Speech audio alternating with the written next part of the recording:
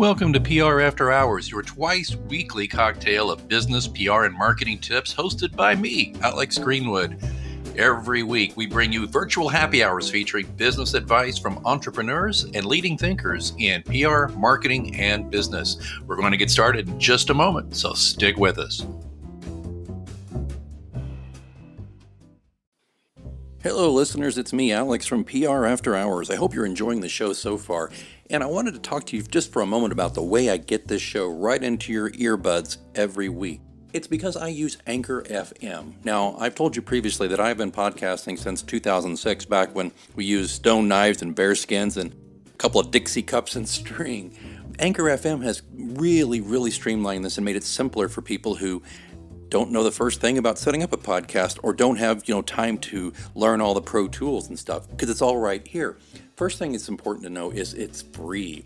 There are certain tools that will allow you to record and edit your podcast right from your phone or computer. Anchor will then distribute your podcast for you so it can be heard on Spotify, Apple Podcasts, and many more. That's huge. Distribution is a big pain in the butt, to be honest with you, so it's really great Anchor FM can do that for you, and you're not paying hosting fees. That adds up every month. It's everything you need to make a podcast all in one place, so download the free Anchor app or go to Anchor FM to get started, and be sure to join me in the virtual cocktail lounge on PR After Hours. One of the things that I find the most interesting about doing this show is talking with not just other business owners and PR people and marketing people, but people who have to be all of those people in one to achieve their goals for their startup. And that's why I'm very excited that Luke Hohmann's here with us today. Luke has a bunch of cool ideas he's going to share with us about cost-effective and creative ways he has promoted his businesses. And I'm going to let him tell you more about who he is and where he comes from. But just buckle up, folks. We're going to have some fun here with Luke. Luke, welcome to the Virtual Lounge. Hi, Alex. Thanks for having me. And I love the idea of buckle up, because when you're doing PR and you're promoting your own company, it's something that you can really love doing because you're promoting what you believe in, and that creates possibility and it creates excitement. It really does. So give us a little background here on you. Tell us just as we say, I don't know, I'm probably older than you, the Cliff's Notes, as we used to say, about who you are, what kind of work you've done, and then you can get into some of the strategies you've used to build successful companies.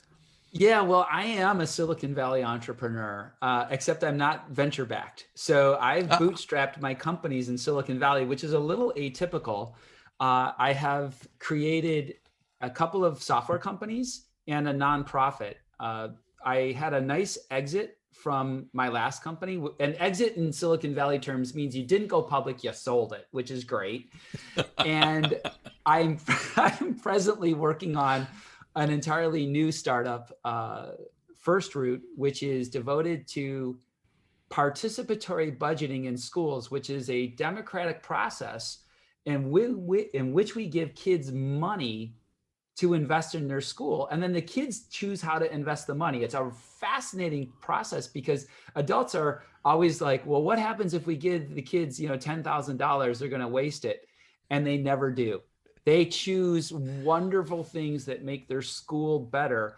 And we're building a software platform to help the kids do participatory budgeting. And I learned how to do this because my last company was a software platform that helped businesses do participatory budgeting for portfolio management. And I just saw what was happening in businesses.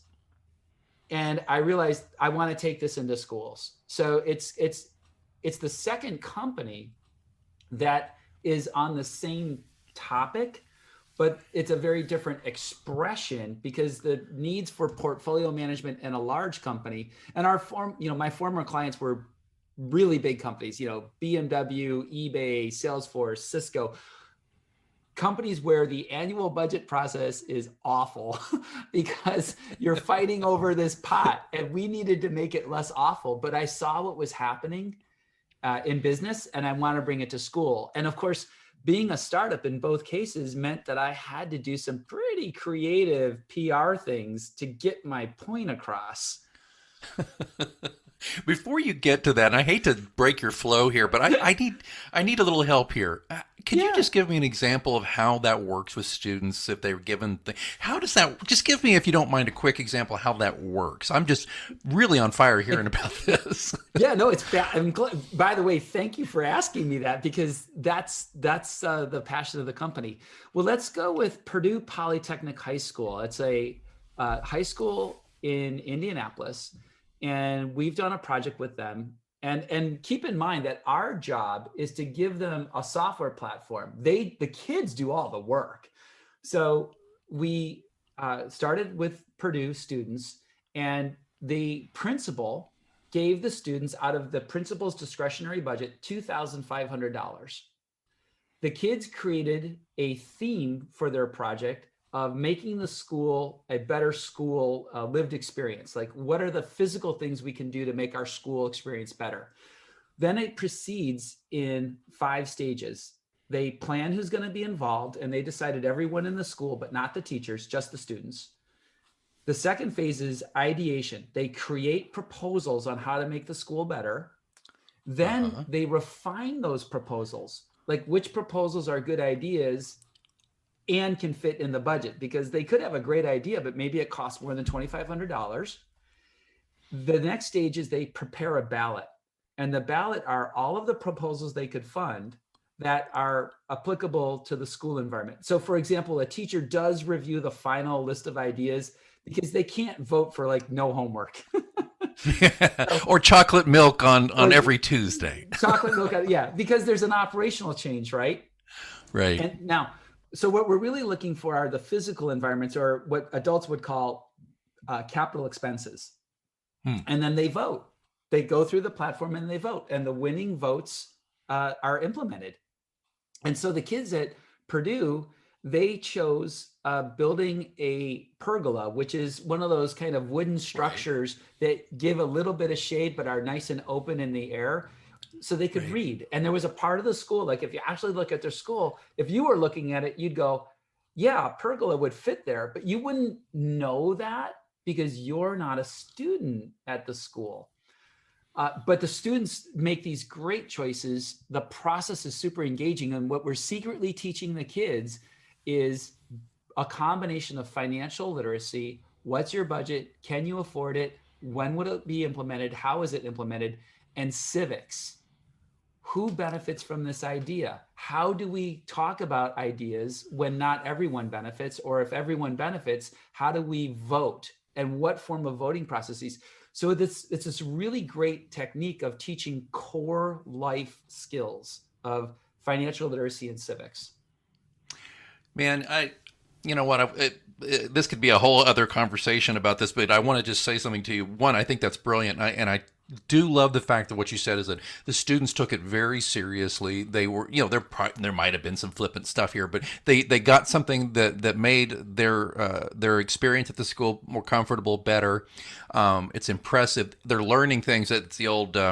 If you're not careful, you might learn something thing. But the other thing that I love is you use the word civics, which is a pet project of mine. For example, over lockdown, for a variety of reasons, I taught my 12-year-old daughter civics. I bought a curriculum that I taught, and we met for an hour and a half a week, and we learned how this country was formed. We learned how civics works, and I just, that's a huge hobby horse for me. To hear you say that and hear about this is great. I'm gonna have to follow up on this a little further, Alex, but we're here to talk about.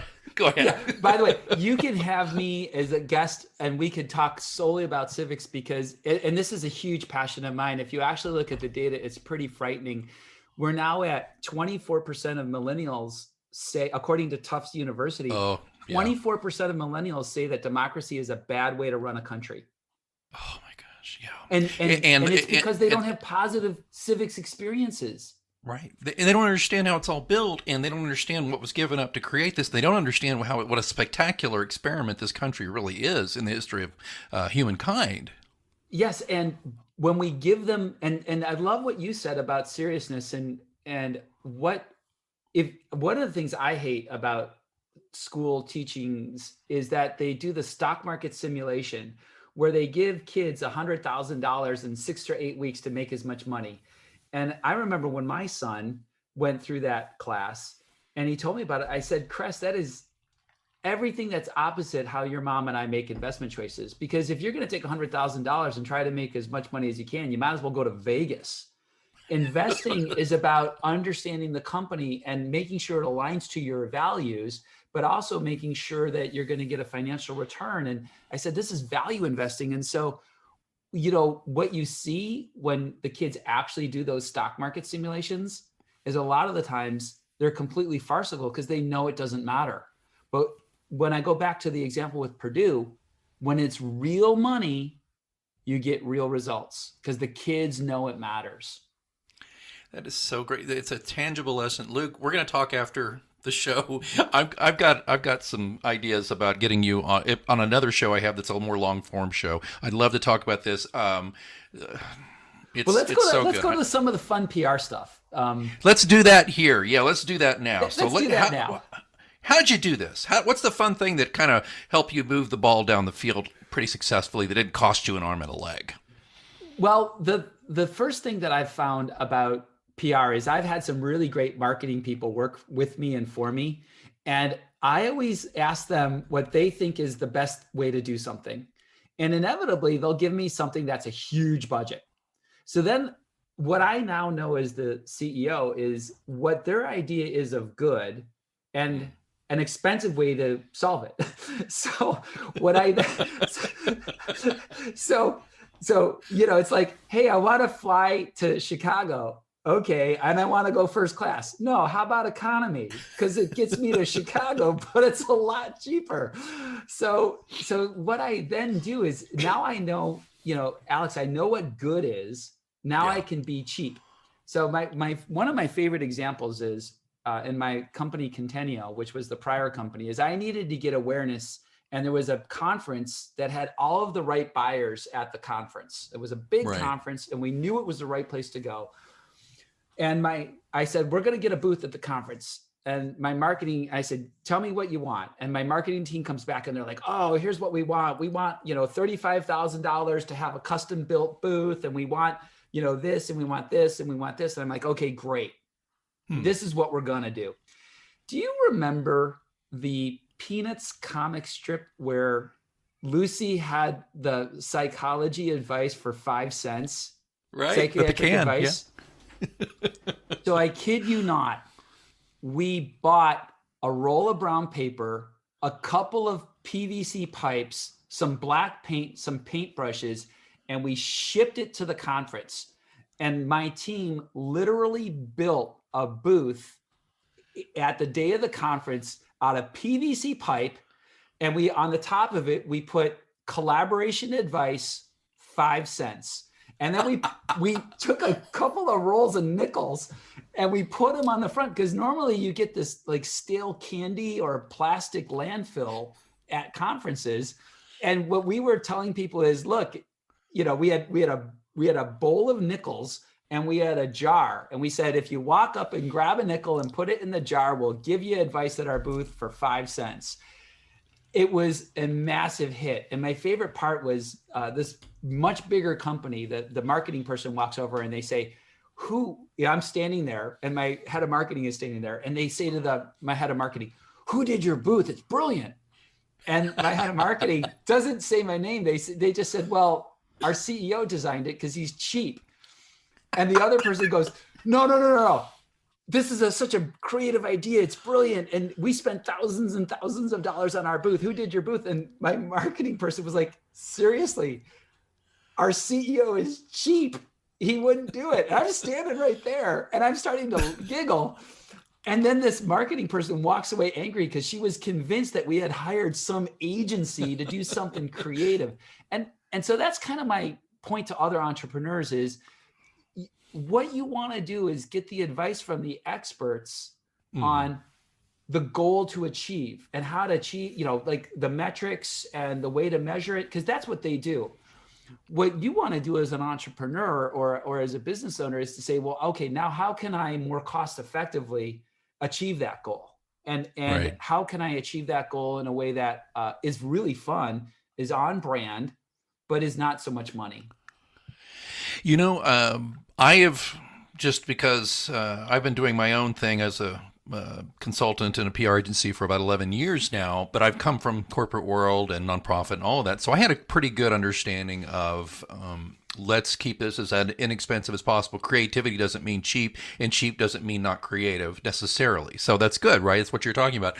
But I've got to say this, and I could probably hear a few listeners out there who are PR people saying, you know what, though? There are certain CEOs, and I've had clients like this, by the way. I can't name them, unfortunately, because I'd love to. Who they brought us in because one agency came in and gave them sticker shock. They wanted like $250,000 for service that we would have charged them $40,000 for. And at first they had us come in, and it was great. And we were brought in by the VP of PR and marketing. Okay. And so he was like, yeah, this is great. And then though, he got raked over the coals by the CEO at a board meeting because why did we hire this little pissant $40,000 firm? We could have had blank, blank, blank. So right. It's interesting, isn't it? Of course, you're not that CEO. You're a lot smarter, I think, than that CEO. Well, I mean, it depends on, what need are they really solving, right? And sometimes it's a trust. I remember one time I was at a company providing services associated with software development and design, and we were competing against a much larger big name brand. And I said, look, if you want to hire them to solve the problem, that's fine. But what you're really saying is you don't believe your people can solve the problem. If you hire us, we'll work with your people. And then framed that way, the CEO actually made a good choice. He's like, I don't think my team can solve this problem. And I do want to hire this other firm who's going to cost more because they're going to be able to outsource the whole thing, whereas you're not capable. So, I think part of that process is really understanding what those goals are, and really understanding, there is always a budget, right? But understanding what the underlying values are. Maybe that CEO really wanted the big name because he didn't trust the smaller firm. And if that's the case, if he or she didn't trust the smaller firm, then you got to know that going in. But if I think part of this is if you want to do lower cost or more creative PR, you got to try to trust yourself and trust your company and trust your team, because it's not always going to work. But when it does, it's really fun and really cool. And you know that from your PR background, right? Not every PR thing works.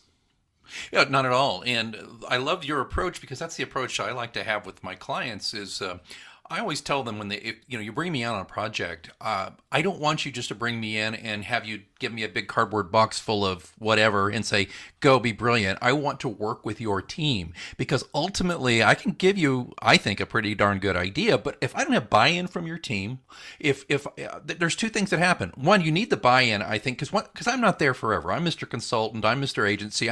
You can't pay me forever or I'd be an employee. I'm going to go away eventually. So whatever solution I come up with, I want it to be collaborative with your team because they're going to have to carry the ball after I go. Right. Exactly. Well, okay, we've got like a few minutes left. Let me talk about one more thing that's near and dear to my heart. Please. And I think it aligns. In my last company, we did a lot of philanthropic projects, partly because we were, we wanted to do good in the world. And in fact, Firstroot, my new company, takes it even further, and we're a benefit corporation. So we actually have in our corporate charter, promoting financial literacy and civics. So one of the things that I'd like to also really encourage people to do is that if you have a grounding and authenticity, doing philanthropy is a fantastic PR opportunity that is inspiring to your employees. It's often inspiring to the communities that you're working in. And you can get great press and great notification and notoriety.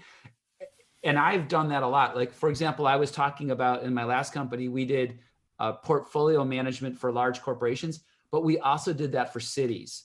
We would bring in hundreds of residents and we would have them interact with the city budget. And I've done this in cities like San Jose, California. 1 million people, we bring in a lot of people into rooms or online. And what we're doing is we're getting their feedback on the budget priorities and the budget spend using the same techniques that we use in business. But here's the kicker. All of that was done pro bono. Oh. All of it done pro bono. All my facilitators, all my friends who helped me, everything done pro bono. Now, we got obviously the intrinsic satisfaction of helping out a city in need, but undeniably, and I'm not going to back away from this, we also got articles in the paper, we got on TV, we got all sorts of media attention that we could have never bought. And it was genuine. We were genuinely making sure that we were helping the city, but that philanthropy was so useful to our PR efforts and our awareness building efforts of who we were and what we did. And what was really exciting is sometimes the facilitators who were doing pro bono work actually came from our customers. So Adobe and Cisco and eBay and Salesforce and even John Deere were customers, and they would bring their employees to these events because their employees had used the techniques in business.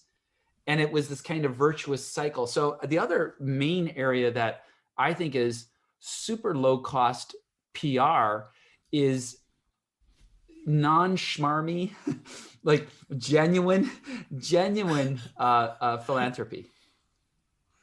It's hard to fake sincerity, isn't it? That's right. Right. But some people are insincere. So you have to be careful about that. And by the way, other people smoke it out. Like, even going back to Firstroot, kids smoke out if adults are doing something that's schmarmy, right?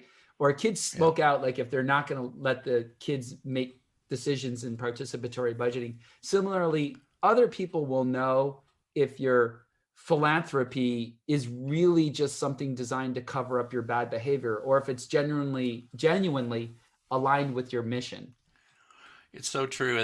I can tell you, throughout my career, I've been involved with either employees or employers or clients who got caught doing something bad, and they're like, "Okay, let's get the spotlight off of that, but let's donate some stuff to a little league team, or let's do," and I'm like, "That's nice, and the kids will appreciate the shirts or whatever." But gosh, really, how schmarmy is the perfect word? So perfect, Luke. Yeah, people smoke that out all the time. They do. Well, yeah, I tell people this all the time. I do a lot of crisis communication planning and crisis communication, and I tell them all the time, you need to be transparent, you need to be credible, and you need to be human. And human beings trust human beings. They don't trust necessarily corporations, but they trust human beings. But if that human being is clearly, as you said, needed to be smoked out because they're pulling a fast one, or they're clearly just trying to obfuscate so you'll forget about the bad thing that they did, it's not going to work. It's just not. It doesn't work. So, yeah. Man, Luke, I could talk to you. I'm sorry I probably chewed up too much of the time talking about civics, but it's a thing, and I just really want to commend you on what you're doing and tell you I admire the heck out of you for what you're doing. This is great. Well, I'm excited just to find one more person, and you see the substrate of American goodness where, there's the press view of our polarization, but then there's people like you and me and your listeners and thousands of people who are like, look, we actually care about this great democracy experiment, as you called it, which it's true, it is. Let's do something about it. That's right. It's right. And the last thing I'll say about that, and I'll get off my somebody will help me off my soapbox here, but I just tell people, I say, you're going to miss it when it's gone, because there's this myth of permanence that I think people have about, oh, well, we've been fine for 240 years, we'll be fine. Not necessarily. And once things really start to change and go a different direction, it's tough going back. You mentioned being a dad. That's like saying I'm going to be a dad today, and then in a year from now I'll be a dad again. I mean, that's how people treat voting, right? I'm going to be a dad, and then next year I'll be a dad again. Really? No, you're a dad every day, and you're a citizen of this country every day. So what are you doing? Man, that's so good. Luke, how do folks learn more about you and Firstroot, and maybe can find more examples of your affordable but clever PR? It's easy, www.firstroot.co. And then I'm actually pretty easy to find on the net. Like you, I've written books, I write blog posts, I'm on LinkedIn. Just find me and I'm easily found and I'm happy to talk. Oh man, that's so great. You are great, and I'm gonna go ahead and sign off here. But after it's over, I got to chat with you for a second. I want to talk more about civics, and then I'll let you go. But anyway, Luke Hohmann, he is founder and CEO at Firstroot, and what an enjoyable conversation, a delight. I'm glad we connected today. And again, thanks for joining us here in the virtual lounge. Thank you so much. Hey listeners, are you considering new ways to build awareness for yourself, your clients, your brand, your business? Might I suggest the podcast option? The podcast option is actually my new ebook available exclusively on Amazon.com. In this fast reading book, I give you the benefit of my 15 years podcasting and broadcasting experience with stories, practical tips, and advice from hundreds of hours I've spent as a podcast host, producer, and guest. The podcast option is mandatory reading for those new to podcasting and a welcome addition to the veteran podcasters library. You can get the podcast option, tips and tricks to make podcasting work for you, exclusively on Amazon.com, or you can click on the link in the show notes or visit prafterhours.com. The podcast option, I hope you will choose it.